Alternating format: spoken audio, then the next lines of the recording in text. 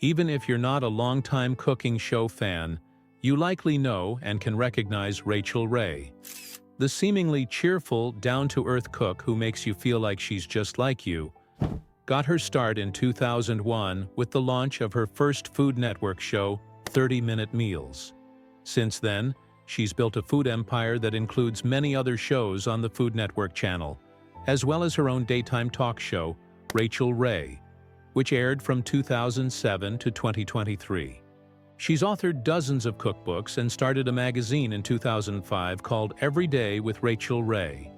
Visit a supermarket any day, and you'll see a range of products bearing Ray's image, from cooking utensils to dog food. Ray is a hugely successful woman, a prime example of an outsider who made it big in the industry. She was working at grocery stores and managing restaurants until a local radio station discovered her. She's an example of how hard work can open doors you never even knew existed. She continues to be an inspiration for millions. But did you know that Rachael Domenica Ray is not your average chef? In fact, she's not a chef at all. Ray's success is entirely self-made, so to speak. She never received any formal culinary or cooking training, had no idea how to bake, and believes her husband cooks better than her. She is known for her high energy and positive and bubbly personality. She is loud, cheerful, and knows how to captivate her audience. Moreover, she is also a dedicated and hardworking woman, admired by everyone who meets her. Her professional life is top tier. However, life behind the lights and cameras has often been tragic for the TV chef. There are dark secrets and controversies hidden in her personal life, and these secrets have been troubling her for years. What are her troubles? And who's causing them? There are allegations that she caused a rift in Jay-Z and Beyoncé's relationship, and that she backstabbed Oprah Winfrey, someone she has referred to as her mentor in many interviews. Her family members have even come out to the media to say that she caused her aunt's death. Her peers in the industry have also called her out, referring to her a crack peddler and a misogynist.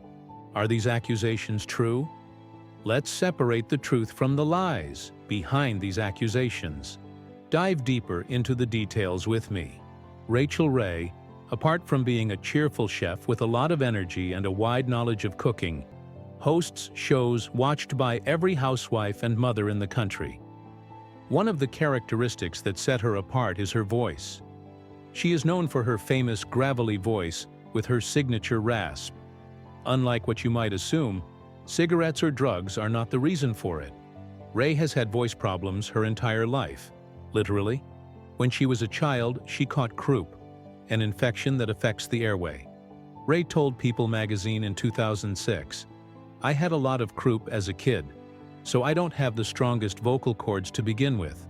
I went to a voice doctor who taught me exercises for my throat and to cut back a little on the caffeine. It used to cause her breathing difficulties, almost like asthma." In 2008, Ray also had to undergo surgery to remove a cyst on one of her vocal cords, but she was back to her bubbly, gravelly voiced self after a couple of weeks of rest. Even during this surgery, people were not respectful of her privacy. Cruelly, they started spreading rumors on social media that she had throat cancer and needed radiation treatments as soon as possible. These rumors got so out of hand that her PR team had to send out an official statement saying it was untrue and that the surgery was actually to remove a cyst on her vocal cord. But apart from these things, she has also been called a homewrecker, a crack peddler, and so much more by TV magazines and gossip newspapers. Are these reports baseless attempts by jealous competitors to ruin her life and successful career? Or does she have a secret identity unknown to the public? Most of the hate she received throughout her career was from the media and public. She once received very harsh criticism from a prominent cooking expert. In 2009, she was called out by Anthony Bourdain. The controversy began when Ray signed on to appear in advertisements for Dunkin' Donuts, which was very much like her, since she was famous for her quick and easy meals. This led to Anthony calling her evil and saying she was basically peddling crack to kids, which is definitely an exaggeration. How are being the face of a donut company and being a drug dealer comparable in any sense? Well, you'll just have to ask Anthony what he was thinking when he made the comment. When asked about this controversy, Ray explained her part of the story to the media. She said that all she had intended to do was partner with a food company that makes healthy food for consumers. She also noted that Dunkin' provided support to many charities, including her charity, Yomo. She said she was happy with her decision to partner with them, and she didn't regret it or feel like she had made a bad decision. The late chef was by no means the only one to bash Ray's choices. Some other critics were outraged because in one interview, she appeared with a black scarf, and they thought her scarf was a symbol for Islamic extremism. But Ray appeared unaffected by the backlash. She continued to stay active in the industry and in press interviews. Even when it came to her cooking, professionals had their opinions about her. Her fun, down-to-earth personality may have won over millions of fans, but others who see themselves as experts in the food industry have mocked Ray cruelly, looking down on her for no apparent reason. Chef Anthony Bourdain once called Ray a freakazoid and a bobblehead. Chef Martha Stewart also criticized Ray's approach to cooking, saying it's simply not good enough for me. However, Ray decided to respond with kindness. In an interview, she expressed her admiration and respect for Stewart, saying that everyone is entitled to their opinion in a free country. She chose to be the bigger person. Another controversy was regarding one of her food products. She was a huge dog lover, and so it's no surprise that she was associated with a dog food company, Nutrish Pet Food, in 2013. Her aim wasn't just to make high-quality dog food, but also to have the pet food company help fund the Rachael Ray Foundation, with portions from the food sales going to help animals in need. She was a big-hearted philanthropist. However, later on, this dog food company faced a large lawsuit. Apparently, the dog food contained a potent biocide and endocrine disruptor, with detrimental health effects that are still becoming known. Glyphosate, a popular weed killer, was also present and was not disclosed on the food's packaging. It was argued in court that Nutrish was deceiving its customers and selling them a product that was not natural and potentially harmful to their pets. All of this negative light on the company basically translated to negative light on her. People seem to either forget or conveniently ignore that she was not involved with the day-to-day operations or the manufacturing of the product line when it was found to have a harmful ingredient. In fact, none of the other co-defendants faced as much criticism as she did. The pet food line was originally manufactured by Ainsworth Pet Nutrition, before being purchased by the J.M. Smucker Company, who owned it when a $5 million class action lawsuit was filed in 2018.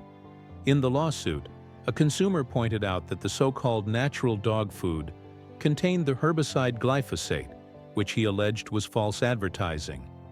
A judge dismissed the case in 2019 due to a lack of specificity, but the media had already turned the issue into a scandal by then. However, in 2020, another case was filed, claiming that DNA test results on some of the food showed that there was dog DNA in it. This shocked dog lovers across the country. However, this lawsuit was also dismissed, owing to some missing details and mistakes in the petition. Ray was also involved in another controversy in Hollywood, the Beyoncé and Jay-Z cheating scandal. Her name is what got her into trouble since it is strikingly similar to that of another Rachel, who was accused of being Jay-Z's mistress. The other Rachel was designer Rachael Ray. Netizens saw her Instagram post with the caption that said, "Good hair," and Beyoncé fans linked this post to the Beyoncé song lyric, "Becky with the good hair." This is unbelievably and incredibly senseless. It's amusing to think, what do these fans do with their lives? How do they have so much time to decode a random celebrity's caption, like it was some kind of crypto code? Due to this affair, she was widely cyberbullied by Beyoncé's fans, known as the Bayhive. It sure is problematic the amount of criticism some celebrities face by accidentally, unnecessarily, being assumed to be involved in some scandals. She started getting comments on her Instagram posts and on Twitter, saying things like, "Never watching your show again, Rachael. You are a homewrecker." This is peak stupidity, huh? It really makes you think about the kind of hold these celebrities have over their young and gullible fans, who will believe anything the media says and go trash-talking about someone on their behalf. These fans have never met, nor know either Beyoncé or her supposed rival here, Rachael or Rachael. Another celebrity rivalry scandal she was involved in was when the media spread nasty rumors about her and Oprah Winfrey's alleged feud. Ray and Oprah are really good friends. Ray had even called Oprah her mentor on many occasions. However, one day rumors started spreading in Rachael's office that there was some sort of spat or disagreement between them, and that Ray had trash-talked about her friend to other mutual friends. This ended up making headlines in the next day's papers.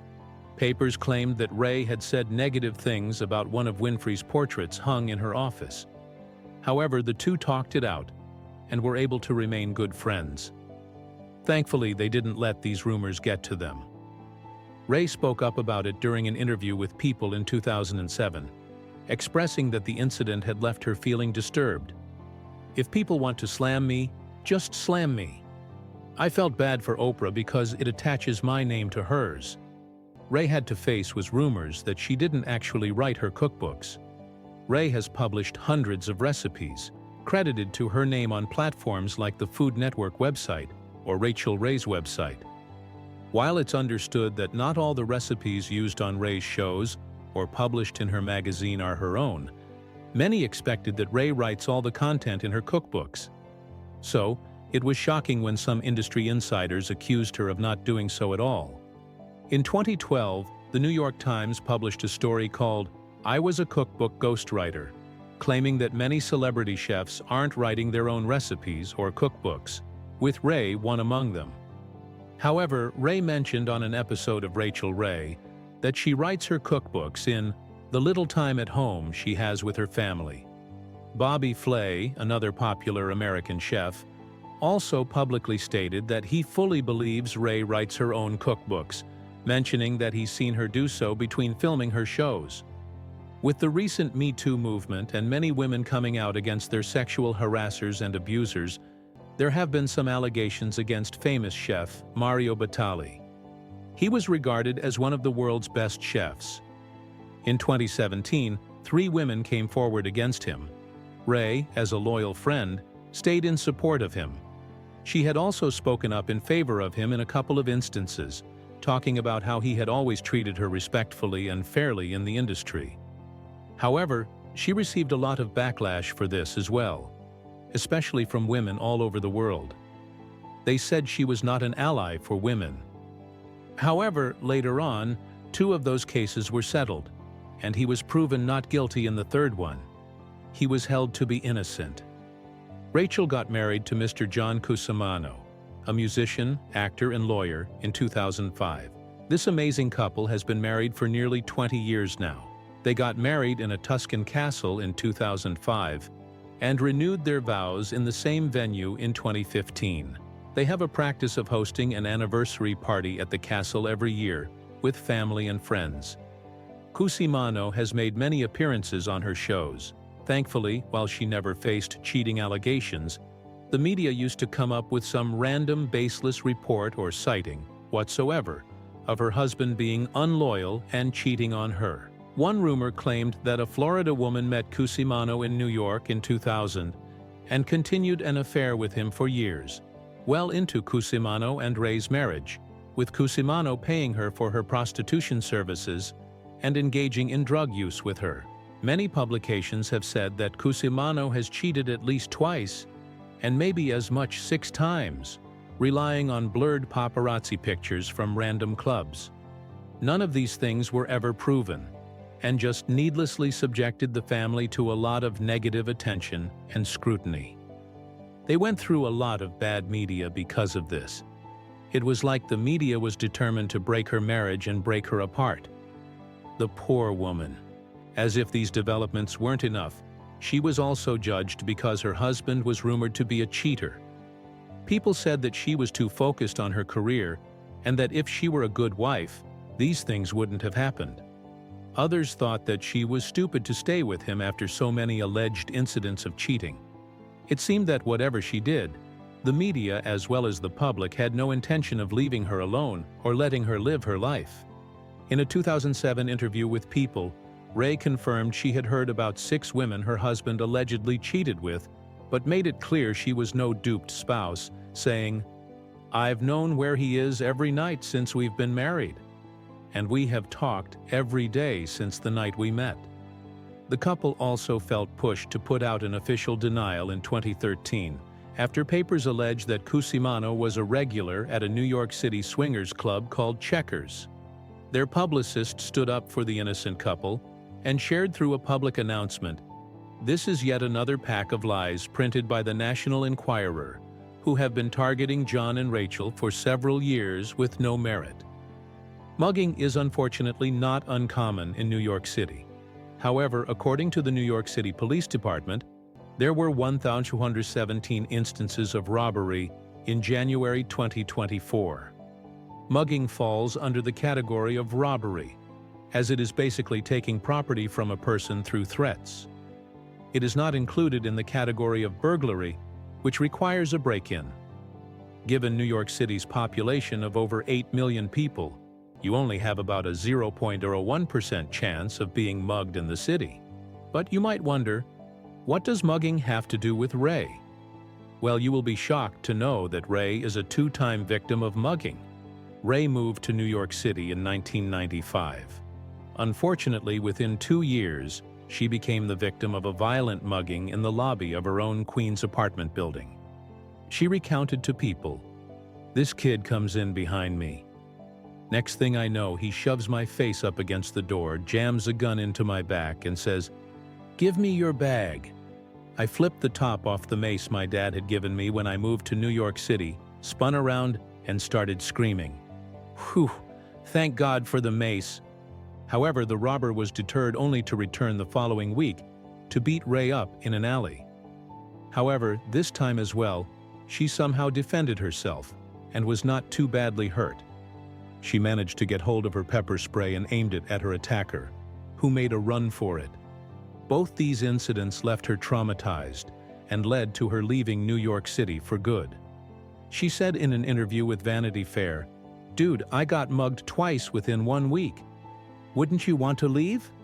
She said she had felt that the whole universe was telling her, "You're not supposed to be here right now." Afterwards, Ray moved back to the Adirondacks of New York, where she began working and managing restaurants on Lake George. Mind you, this was before she had become such a famous personality. Ray was a family person. She often talked about her family, especially her mother, in interviews, during her shows, and even in her cookbooks. She mentioned her mom as her favorite cook and person. Her mom sometimes accompanied her to her show shootings. Cute, right? However, this didn't mean she had a perfect family life. Her family issues were exposed to the media by some of her relatives. She was unable to attend one of her aunt's funerals, and her cousins used this to publicly humiliate her. They made up stories about how she had always been selfish and never really taken care of the rest of the family, even though she had the money. They even tried to blame her for her aunt's death. How so, you might ask? Did she murder her? So here's the story. When Ray's aunt died in November 2013, she had been at Ray's place, looking after her sister and Ray's mother, Elsa. You could say she was house-sitting Elsa. Ray's aunt, Geraldine, died after accidentally locking herself outside in freezing weather. The cause of death was later said to have been a heart attack. She had been diagnosed with chronic obstructive pulmonary disease. The unfortunate death of Ray's aunt turned into a full-on television war after the TV personality, and her husband skipped the funeral, and the tabloids jumped on the chance to paint Ray in a negative light. In an interview with the National Enquirer, Ray's cousin Gina said, "My mother is dead today because the Ray family neglected her." On top of this, when the Ray family failed to at least attend the funeral, she said, "It's inexcusable. It shows a total lack of caring." According to the daughter, The Ray family had paid her aunt $300 to house sit for her sister 5 days a week, but had never bothered to give a key. On accidentally locking herself out of the house, Geraldine had tried to break open a window to get inside, but had failed. After this attempt, she tried the garage door, which opened with a keypad. However, the keypad was no longer connected to the door. Gina says that this was never communicated to her mom. Even in a situation when she was mourning the death of her aunt, she was expected to cater to the media and speak to them with her version of the story and explain why and how she was unable to come to the funeral. No one had cared to ask her if she was doing okay mentally, or how she was coping with her grief. For all the gloss and glamour of stardom, these are some moments when celebrities probably feel cursed to be famous. The next tragedy is definitely the worst of all. It's the worst thing that can happen to a person: to lose their home, their shelter, the one place in the world that belongs to them, the roof above their head. In mid-2020, Ray lost her upstate New York house in a devastating fire. Speaking to Extra, Ray explained how the fire started.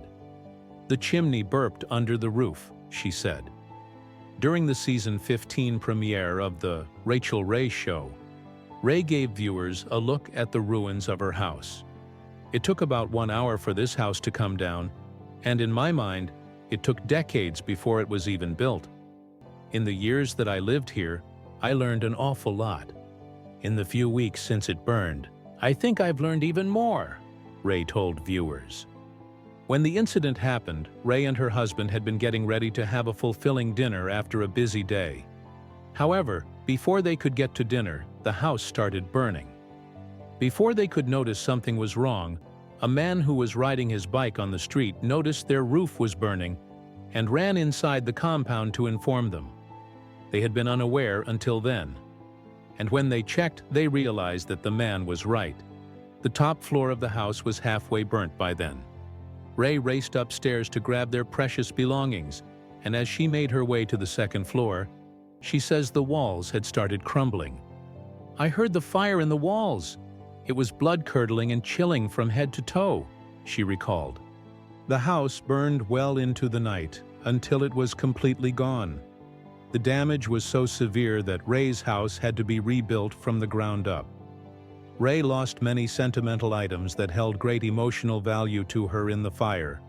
So when she set out to rebuild, she tried to make the new home, including its furnishings and interior design, very similar to the old home as much as possible. However, she also made some changes that would help safeguard the new home from a potential future fire, such as adding a tin roof. Soon after this tragic incident, she lost another house. The poor woman couldn't catch a break. The following year, New York experienced the wrath of Hurricane Ida. Ray's New York apartment was among the 4% buildings damaged in this storm. It failed to withstand Hurricane Ida's force and was majorly destroyed. The worst part? Ray and her husband had just finished some renovations. "It was like the apartment just literally melted, like in Wicked or something," she would later recall. Since the entire city was in chaos after the storm and everyone was trying to stay alive, they waited for 1 week to get a damage assessment done. And when the remediation team finally showed up, they just ended up making everything worse. They were reckless with their actions. Apparently, when they were trying to make a hole in the wall to see the condition of the inside of the walls, they accidentally hit a main water pipe. This led to another mini flood in her apartment. But it also affected all the neighbors who lived on the floors below her and cost her a lot of money to reimburse them for the damage done to their homes. It can be called a small disaster. Ray couldn't believe her bad luck at this point. Well, you can't really blame her, can you? But Ray lost more than just property and material possessions during the COVID-19 pandemic. Unfortunately, she also had to say goodbye to her beloved dog, Isabu, who died in May 2020. She wrote on Instagram, "Today, a John Nemkusimano and I mourn the loss of a dog, a pit bull who taught us more about unconditional love, empathy, and understanding of one another than we could have ever imagined. She also used the post as an opportunity to encourage people to adopt animals in need. Many of us lost loved ones during COVID. It was a hopeless, miserable, and difficult time for most. Well, guess what? Rachael Ray was among them. Anyone who has ever owned a pet knows how difficult and sad it is to say goodbye to a pet, be it a cat or dog. She must have truly suffered losing him. However, even after losing him, she did not lose her optimism. She did not wallow in her sadness. She knew she had to move on, but she would always have a place for him in her heart. She was still grateful for being blessed with such a good dog. She knew to be grateful even in moments when most of us would have felt like victims. She explained in an interview with Extra, "When I lost my dog, I was so grateful that I could be with her the last several months of her life. She died in my arms. I felt guilty and grateful at the same time. People suffered actual human loss from COVID, or because they couldn't get care. And how many people died alone?" A month after Isabu died, Ray and her husband adopted another pup, whom they named Bella Boo Blue, in memory of their deceased pit bull. While the media, being interested in her personal life, has also crossed the line several times. Most of these times, the subject was her decision not to have kids. Since making an active choice to not have kids is still a taboo, she has been taunted or called out by magazines for saying out loud that she doesn't want to have any kids. Not now, not ever. During an interview for ABC's Nightline segment, Ray said that she loved children and enjoyed having them in the kitchen, but that she wouldn't be able to juggle both having kids and her job without neglecting one or the other. "I have an enormous amount of hours that have to be dedicated to work," she explained. "For me personally, I would need more time to feel like I'd be a good mom to my own child. I feel like a borderline good mom to my dog, so I can't imagine if it was a human baby. I feel like it would be unfair, not only to the child but to the people I work with. I work too much to be an appropriate parent," she said. There once existed a website called I Hate Rachael Ray, which has recently been changed to Rachael Ray Sucks. Ray is also aware that there have been a fair number of her colleagues who've publicly and negatively commented on her.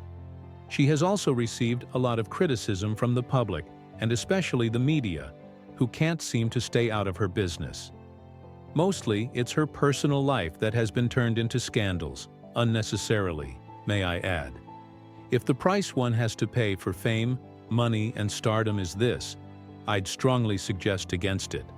This woman has had to go through a lot in her life, and it's time we started appreciating her journey from a grocery store worker to a world-renowned cook and author.